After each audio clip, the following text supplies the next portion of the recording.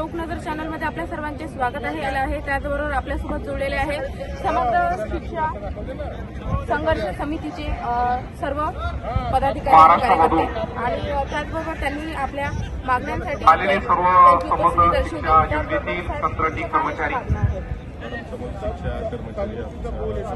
आपल्या न्याय हक्कासाठी आम्ही काम करतो.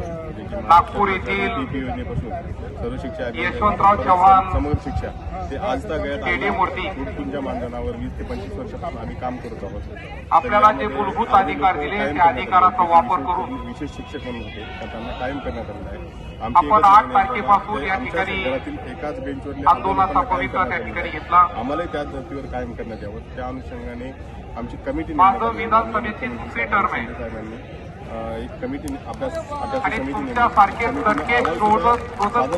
ठिकाणी पोहोचलेलो आहे. आमचं एवढंच म्हणणं आहे की त्याच धर्तीवर आम्हाला तात्काळ कायम माझा विद्यार्थी काळ संपल्यानंतर पुढे जगण्यासाठी मार्ग मोकळा. मी सुद्धा 4-4.5 वर्ष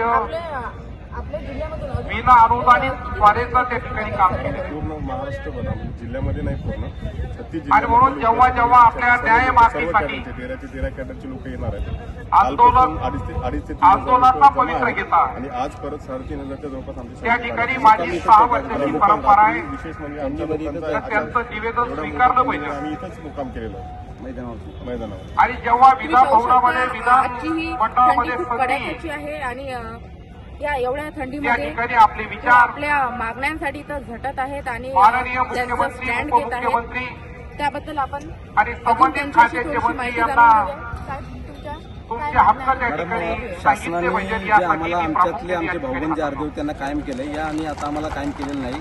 यासाठी आम्ही गेली 8 तारखेपासून आम्ही आंदोलन करत आहोत. त्या आंदोलनामध्ये आम्ही पुन्हा त्या आंदोलन केलेलं आहे आणि जर आणि याच्या पुढच्या काळामध्ये शासनाने आमची जी समिती स्थापन केली होती अभ्यास समिती शासनाने केली होती तर त्यात त्यांनी सांगितलं होतं चेक करून तुम्ही आम्ही निर्णय देऊ.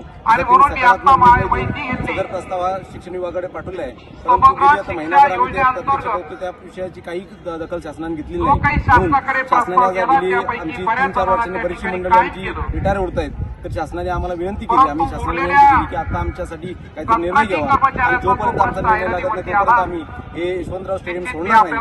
आणि या ठिकाणी शासनाला आम्ही पुन्हा विनंती केलेली आहे की इतर क्रिकेटच्या बाबतीत सगळ्या जो आमच्या इतर क्रिकेटचा भाग आहे भावांना कायम केलं तसं आम्हाला देखील कायम करावं आणि आम्हाला जी नेहमीची कटकट आहे त्या कटकट मुक्त करावं असं मी शासनाला विनंती करतो.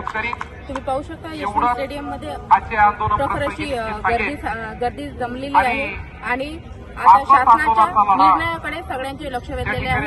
पाहत राहा लोकनजर चॅनल करिता श्रद्धा बस्केसह मुकेश डोके नागपूर. धन्यवाद.